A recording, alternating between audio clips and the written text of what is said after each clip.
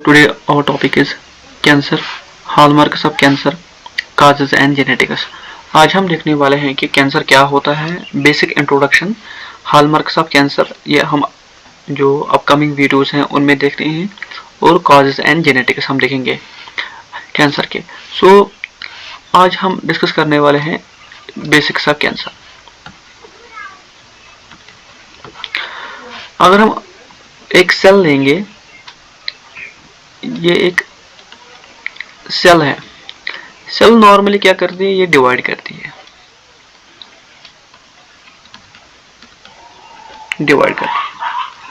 अगर cell divide होती है तो इसका लिमिट क्या होना चाहिए, कितनी बार डिवाइड करनी चाहिए, how many times it should divide.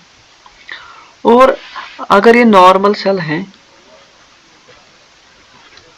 if it gets detached from its primary position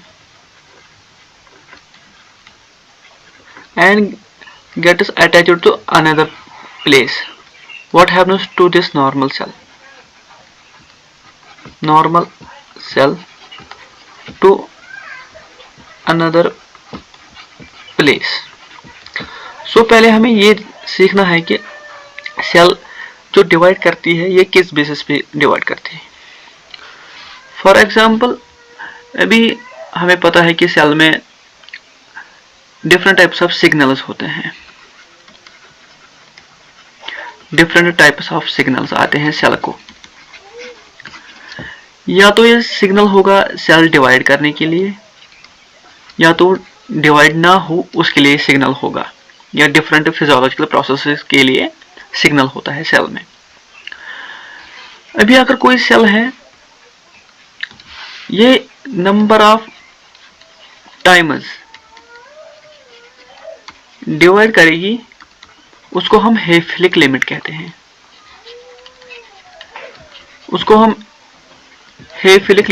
हैं, यानी कि एक सेल कितने बार डिवाइड करेगी उसका जो लिमिट है उसको हम कहते हैं हेफिलिक लिमिट। फॉर एग्जाम्पल, कोई सेल है, ये अपनी जो इसका लाइफ स्पैन है ये 4 टाइम्स डिवाइड करती है, यानी कि ये डिवाइड करेगी 4 टाइम्स, तो ये देगी कितने सेल्स, 16 सेल्स को। लाइफ स्पैन है इसका, उसमें ये नंबर ऑफ टाइम्स कितनी बार डिवाइड होती है, 4 टाइम्स। सो इसका जो हेफिलिक लिमिट है वो अब 4 बन गया, यहाँ पर वो 4 बन गया, हेफिलिक लिमिट इसका 4 बन गया। बट अगर ये चेंज आ गई इस हेफिलिक लिमिट में चेंज आ गई, तो उससे क्या होगा, जो नंबर ऑफ टाइम्स है ये अब इंक्रीज होगा। फॉर एग्जाम्पल, अगर ये 4 टाइम्स डिवाइड करती थी अपने लाइफ स्पैन में, अब ये 100 टाइम्स करेगी डिवाइड। तो इससे क्या होगा, जो कि सेल की पॉलिफरेशन की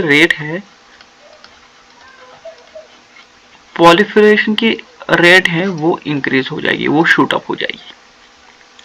बट हमें पता है कि जो नॉर्मल सेल होगी उसमें ये लिमिट किसी भी हालत में पूरा किया जाता है।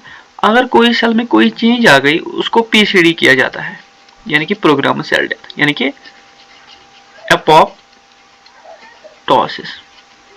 एपोप्टोसिस की जाती है उसकी। जो हमारा यहाँ पर कैंसर सेल है, कैंसर सेल में कोई चेंज आई है जिससे जो हेफिलिक लिमिट है वो चेंज हुआ है। और हमें पता है कि अगर कोई नॉर्मल सेल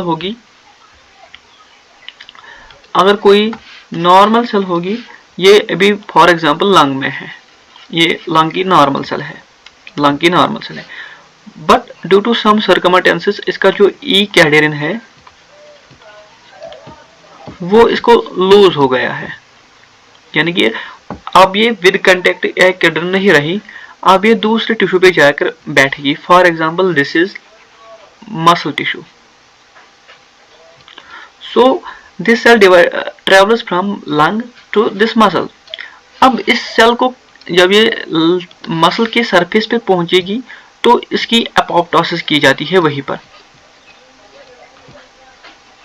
इसकी एपोप्टोसिस वहीं पर की जाती है, उसको हम कहते हैं एनोइकिस, ANOIKIS, एनोइकिस। उस प्रोसेस को हम कहते हैं एनोइकिस। जो कैंसर सेल है उसमें जो हेफिलिक लिमिट है और जो एनोइकिस है, जो एनोइकिस है, ये दोनों क्या होती हैं, इनका जो रेगुलेशन है वो नहीं होता है। यानी कि जो कैंसर सेल है उसमें ये दोनों प्रोसेसेस काम नहीं करती हैं, इसलिए जो सेल है वो पॉलिफिलरेट होती है। अब हम देखेंगे नॉर्मल फिजियोलॉजिकल प्रोसेस कैसी होती है सेल में।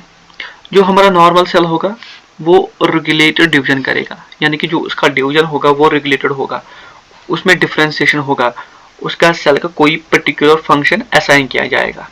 And apoptosis, programme cell death. जब हेफिलिक लिमिट पहुंच गया किसी सेल का या कोई डैमेज हो गया सेल में तो उसकी पीसीडी की जाती है, ताकि जो सेल है ये अदर सेल्स को डैमेज ना करे और हमारी बॉडी को डैमेज ना करे, इसलिए उस सेल की पीसीडी की जाती है।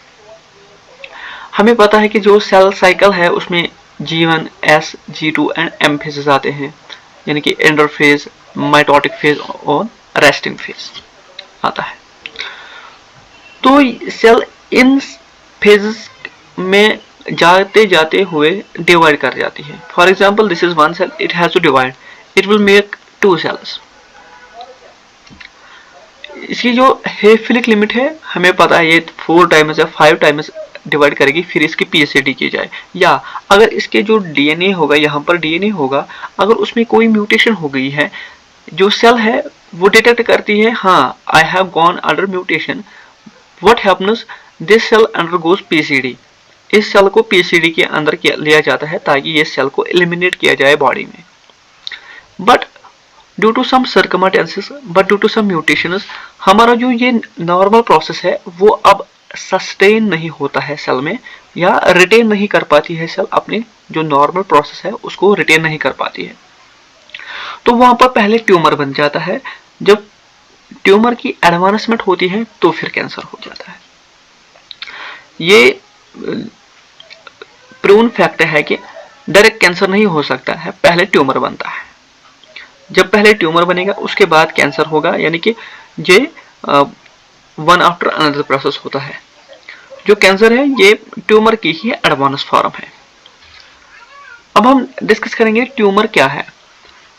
Tumour is the result of N abnormal proliferation, यानी कि जो हमने पहले डिस्कस किया है कि जो हेफिलिक लिमिट है वो अब नहीं रही, किसी तरह की म्यूटेशन हो गई है जो उस हेफिलिक लिमिट को क्रॉस कर पाती है, तो जो हमारा वो सेल है वो अब एबनॉर्मली डिवाइड करेगा।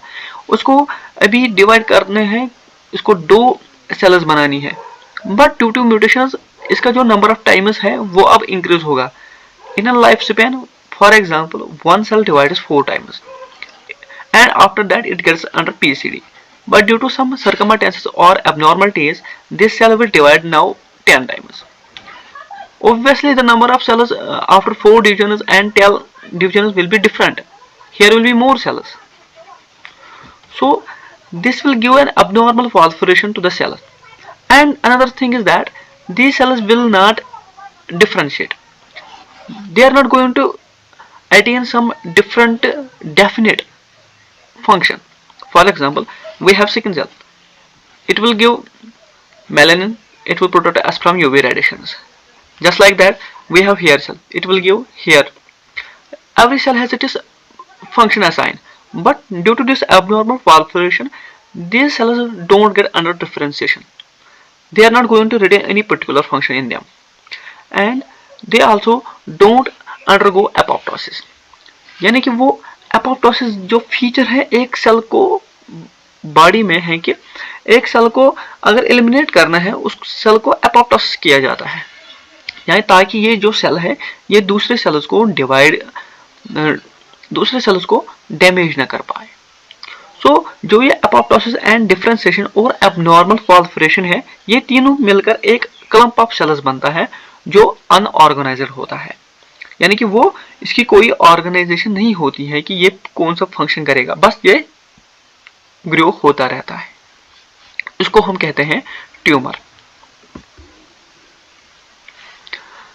Cancer is actually a diverse set of genetic disease that share common features. हमें पता है कि अब हमें जो ट्यूमर डिस्कस किया है, अगर ट्यूमर में एडवांसमेंट आ गई तो उसको हम कहते हैं कैंसर। अब हम पहले ये देखेंगे कि जेनेटिक्स ऑफ कैंसर क्या है। Genetics on the basis of genetics क्या होता है एक सेल में, कि वो एक पहले ट्यूमर में बन जाती है, फिर ट्यूमर से डायरेक्ट कैंसर में कन्वर्ट होती है। पहले हम देखेंगे कैंसर क्या है। कैंसर एक wholly and solely genetic disorder है। ये कैसे मैं कहता हूँ, हाँ, some viruses are also that cause cancer, but mainly it is due to genetics. चाहे वायरस करे या कोई म्यूटाजन करे या कोई रेडिएशन करे, तो उससे जो चेंज होगा वो जेनेटिक लेवल पे चेंज होगा। यानी कि जो हमारा डीएनए है, ये अगर नॉर्मल है, इसमें कोई चेंज आ गया है, उसी से जो सेल है उसका जो हेफिलिक लिमिट है वो इंक्रीज हो गया, या अब ये अबनॉर्मली डिवाइड करेगी, अब ये एपोप्टोसिस के अंदर नहीं हो जाएगी, ये पीसीडी नहीं करेगा, और उससे जो नंबर ऑफ सेल्स है वो इंक्रीज होगा। तो यहाँ पर जो समझने की बात है कि कोई भी चेंज हो, एनी चेंज, चाहे वो वायरस की वजह से हो, कोई रेडिएशन की वजह से हो, कोई स्मोकिंग की वजह से हो, हेरिडिटी की वजह से हो, तो all the changes are at genetic level. यानी कि जो कैंसर है वो जेनेटिक लेवल पे होता है, जीन लेवल पे होता है। अगर एक इंसान अपनी लाइफ में डिफरेंट टाइप्स ऑफ म्यूटेशंस को एक्सपोज होता है, बट ऑलवेज ही will not get cancer. Obviously it is because of when there is intense genetic level damage, तो उस पर्सन में कैंसर हो जाता है। For example, we have many factors like we have heredity, we have radiations, we have chemicals, we have viruses, smoking and cell division. हमें पता है कि हेरिडिटी, अगर जर्म लेयर में कहीं पर म्यूटेशन आ गई है, उस म्यूटेशन वो पास ऑन होगी नेक्स्ट जनरेशन में। नेक्स्ट जनरेशन में क्या पता वो म्यूटेशन क्या डोमिनेंट बन जाए और वो म्यूटेशन की वजह से कैंसर हो सकता है। हमें पता है यूवी रेडिएशन से क्या होता है, थायमिन डाइमर्स बनते हैं डीएनए में। उसे फेमस एग्जांपल है स्किन कैंसर। इसी तरह केमिकल्स, आपने नाम सुना होगा इथिडियम ब्रोमाइड, एटीबीआर, इथिडियम ब्रोमाइड, वो एक कार्सिनोजन है क्योंकि वो हमारे जो डीएनए बेसिस है उनके साथ इंटरैक्ट करते हैं। इसी तरह सम वायरसेस लाइक रा सार्कोमा वायरस, रा सार्कोमा वायरस एक कैंसर करता है, उसको हम सार्कोमा कहते हैं। स्मोकिंग की वजह से लंग कैंसर होता है। और जो सेल डिवीजन है, due to these mutation cell मजबूर होती है नंबर ऑफ जो डिवीजन है वो इंक्रीज करे। वहां पर क्लम्प ऑफ सेल्स बनता है पहले, उसको हम ट्यूमर कहते हैं। ट्यूमर एक बिनाइन ट्यूमर होता है, यानी कि अगर एक लोकलाइज्ड टिश्यू में ट्यूमर है उसको हम बिनाइन कहते हैं। But if this tissue now migrates to other tissues of the body, उसको हम कहते हैं मेटास्टेसिस। यानी कि अब ये जो ट्यूमर है ये अब मूवमेंट दिखाने लगा और उसी को हम कैंसर कहते हैं। हमें पता है, यहाँ पर आप देख सकते हो कि अभी एक सेल में यहाँ पर म्यूटेशन हो गई है। अब ये म्यूटेशन की वजह से क्या हो गया है कि अनकंट्रोल्ड सेल ग्रोथ हो गया है। यहाँ पर जब ये अनकंट्रोल्ड सेल ग्रोथ हो गया है तो वहां पर क्या हो गया, ये ट्यूमर है ना, ये अब ट्यूमर बन गया है यहाँ पर। Now it will travel to other body parts via blood or lymphatic tissues, lymphatic system। तो जो ब्लड कैपिलरी सिस्टम है या लिम्फेटिक कैपिलरी सिस्टम है, उसकी वजह से ये ट्रैवल करता है डिफरेंट बॉडी पार्ट्स को, और वहां पर भी अब ये ट्यूमर करेगा, उसको हम कहते हैं कैंसर।